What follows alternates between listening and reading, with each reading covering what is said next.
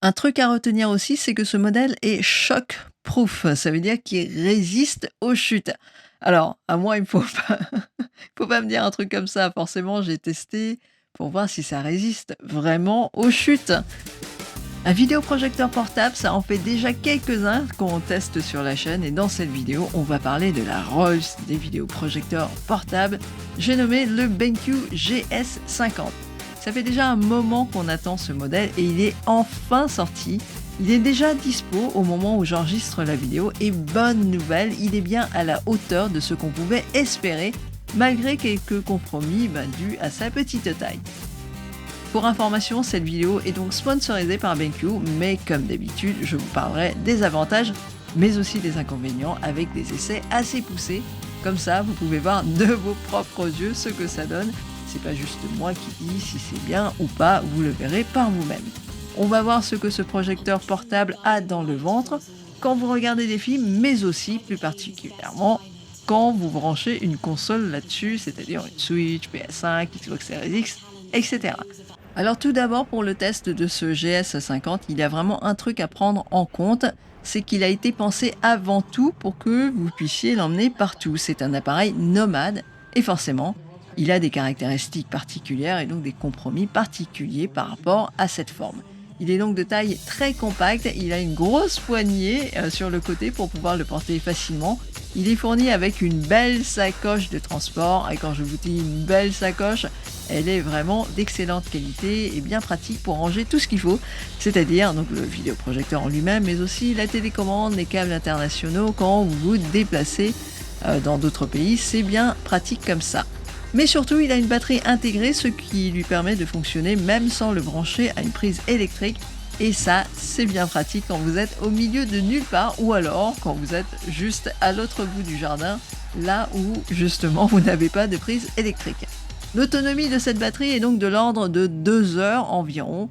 Ça dépend de vos réglages, ça dépend surtout de la luminosité que vous décidez d'envoyer quand vous utilisez le vidéoprojecteur, si vous êtes en mode éco ou bien en mode normal.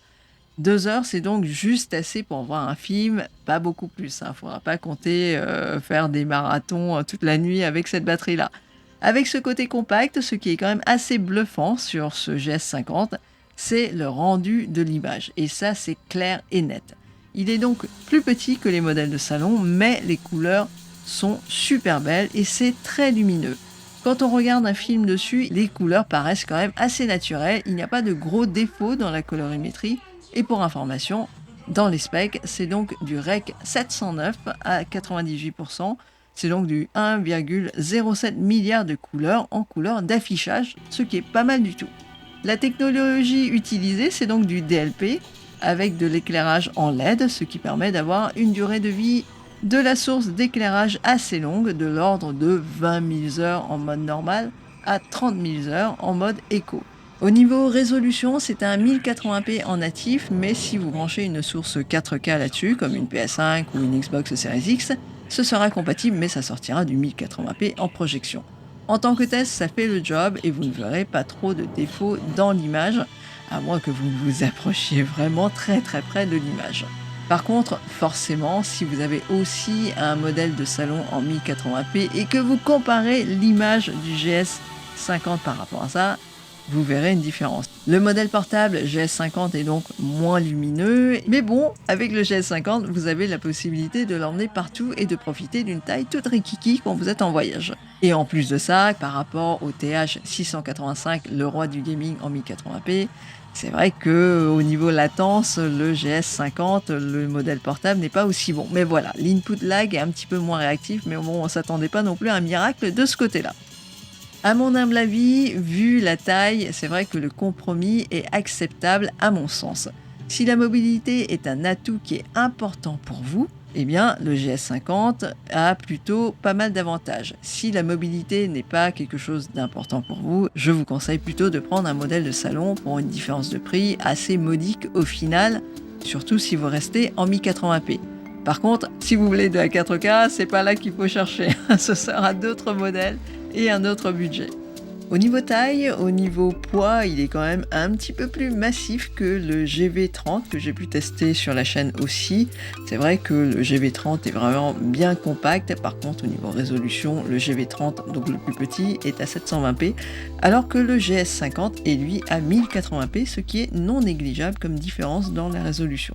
Voilà, là j'ai mis les deux carcasses côte à côte sous toutes les coutures, comme ça vous pouvez voir vraiment la différence de taille entre les deux appareils. Au niveau installation, il est aussi très pratique parce qu'on peut le visser sur un trépied, parce qu'il y a un pas de vis au format standard, ce qui est vraiment super bien pour pouvoir l'orienter comme vous le voulez. La poignée de transport, eh bien, au niveau design, c'est super joli. C'est dans une matière qui ressemble à du cuir, du sky, enfin bon bref, une matière souple, bien agréable et qui a l'air aussi bien solide. Par contre, elle est un petit peu décentrée. Donc quand vous prenez le projecteur par cette poignée, eh bien forcément, ça va pas être super bien équilibré. Donc faites attention quand même quand vous la transportez en la portant de cette façon.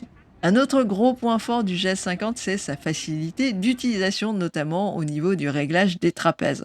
Les trapèzes, vous savez, c'est ce qu'on appelle les keystones en anglais. Ça vous permet d'avoir une image droite, on va dire, rectangle, quand vous posez le projecteur un peu de biais. Ou alors en angle, par exemple, par rapport à la surface de projection. Les trapèzes sont donc automatiques dans l'axe vertical, donc en bas et en haut. Ça, c'est vraiment pratique. Et vous avez aussi la possibilité de régler manuellement le trapèze sur l'axe horizontal, donc gauche et droite. Vous pouvez donc, dans ce cas-là, installer le projecteur légèrement en biais, un petit peu sur le côté, donc pas juste devant vous, et avoir une image droite en même temps, même si vous projetez en diagonale, ce qui est quand même pas évident pour des projecteurs de cette taille-là. En luminosité, c'est un 500 en 6 lumens, donc clairement bien moins lumineux qu'un projecteur de salon. Mais je vous rassure, ça va quand même, hein, quand vous êtes dehors, vous verrez quand même des trucs quand vous projetez ça sur un mur blanc. Alors, petite précision, ce que vous voyez sur les images, là, ce sont des images qui sont projetées sur un mur gris à l'extérieur. Le mur là de projection, il n'est pas tout à fait blanc, donc vous voyez que même dans des conditions comme ça, on voit quand même pas mal de choses sur la projection, sur la surface de projection, donc vraiment il n'y a pas besoin de s'inquiéter sur la luminosité de ce projecteur. Ça pèse 2,3 kg, ça se transporte donc très bien dans une valise ou bien vous pouvez mettre ça dans le coffre de la voiture, aucun souci. Par contre, si vous transportez ça à bout de bras sur des kilomètres, ça va pas le faire. L'enceinte intégrée est vraiment d'excellente facture, donc quand vous regardez des films avec la clé Android ou bien quand vous branchez une source en HDMI, par exemple une console de jeu, eh bien le son est tout à fait suffisant. Vous n'avez pas besoin de vous soucier du son quand vous partez en déplacement. Il fait aussi la mise au point automatiquement et c'est vrai que c'est assez pratique, comme ça vous n'avez pas besoin de régler. Par contre, j'ai trouvé qu'il décrochait de temps en temps. Alors peut-être qu'avec un firmware qui sortira plus tard, ce problème-là sera réglé. On parle des défauts maintenant. C'est vrai que le GS50 est quand même très très simple d'utilisation. C'est sa force, mais c'est aussi son défaut, son plus gros défaut. L'interface est donc très très épurée, c'est beaucoup plus simple que l'interface normale des vidéoprojecteurs de salon classiques de chez BenQ. Il y a donc beaucoup moins de possibilités dans les réglages de l'image.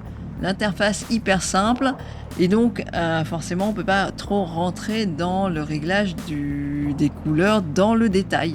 Par exemple au niveau de la température de couleur, on a juste par exemple quelques options.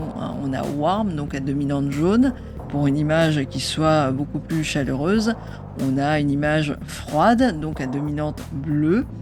Et voilà, vous ne pourrez pas régler les lumières chacune dans un silo séparé pour pouvoir vraiment s'adapter à vos goûts et à vos couleurs. Alors, ce n'est pas très très grave en soi, mais quand vous êtes habitué à la précision de l'interface de BenQ, c'est vrai que c'est assez décevant. Et moi qui ai l'habitude de régler les couleurs de façon très très précise, parce que voilà, j'ai une tendance à préférer des images beaucoup plus chaleureuses que la moyenne, c'est vrai que je me sens un petit peu limité. Ensuite, un compromis récurrent dans toute la gamme de smart vidéoprojecteurs de chez BenQ, c'est le fait que Netflix ne soit pas installable en natif. Il faut passer par des interfaces alternatives et bon, c'est possible, mais la navigation n'est pas super aisée. Enfin, c'est mieux que rien, mais voilà, ce n'est pas la meilleure des solutions. Il vaut mieux accrocher une Chromecast, une Fire Stick ou autre chose pour pouvoir accéder à Netflix si vraiment vous en avez besoin. Par contre, aucun souci pour Disney+, Prime Video, YouTube, Curiosity Stream, etc. La clé Android a son petit logement dédié qui est très accessible. Et là, ce qui est bien, c'est qu'il n'y a pas besoin de vis. Il n'y a pas besoin de dévisser quelque chose pour pouvoir ouvrir le couvercle, ce que j'apprécie particulièrement. Un truc à retenir aussi, c'est que ce modèle est shock-proof. Ça veut dire qu'il résiste aux chutes. Alors, à moi, il ne faut pas me dire un truc comme ça. Forcément, j'ai testé pour voir si ça résiste vraiment aux chutes. Dans les spécifications, il précise qu'il peut résister à des chutes de 70 cm. Ça fait un peu moins qu'une hauteur de bureau et sur une table basse. C'est donc dans les limites largement. J'ai donc essayé, je l'ai balancé au sol, comme ça vous n'avez pas besoin de le faire. Je l'ai donc fait tomber d'une hauteur de lit et j'ai fait en sorte qu'il ne tombe pas à plat, mais un peu sur la tranche comme si c'était une vraie chute. Alors pour la petite anecdote, j'ai fait tomber le vidéoprojecteur à 8h du matin. C'est vrai que j'étais un petit peu gênée, ça a fait un gros bruit quand c'est tombé sur le sol.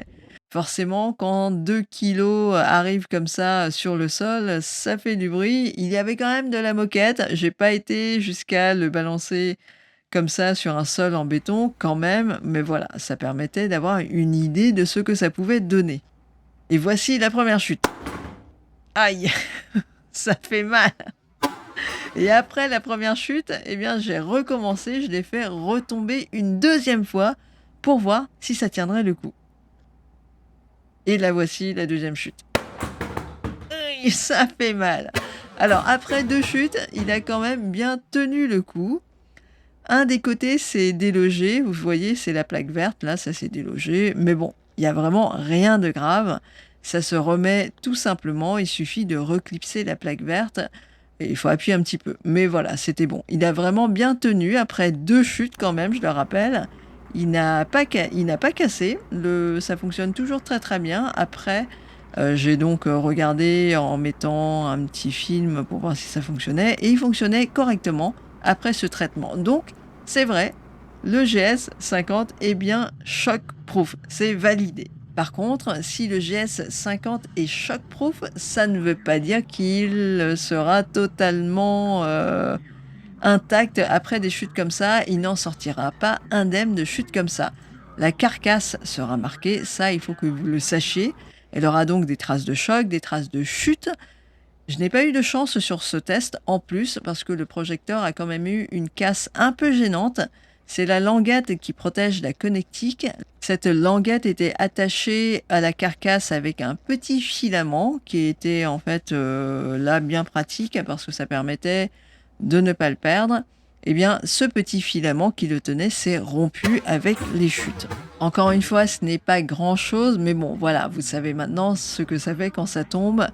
Ce ne sera pas non plus tout rose, il y aura quand même des traces, il y aura quand même quelques séquelles. Le GS50 va survivre, mais évitez quand même de le faire tomber. C'est pas non plus super bon. Avec tout ça, j'espère que la vidéo vous aura aidé à mieux comprendre les avantages et inconvénients du BenQ GS50. Pour un vidéoprojecteur nomade, c'est donc un excellent choix au niveau de sa qualité d'image, mais aussi de sa praticité.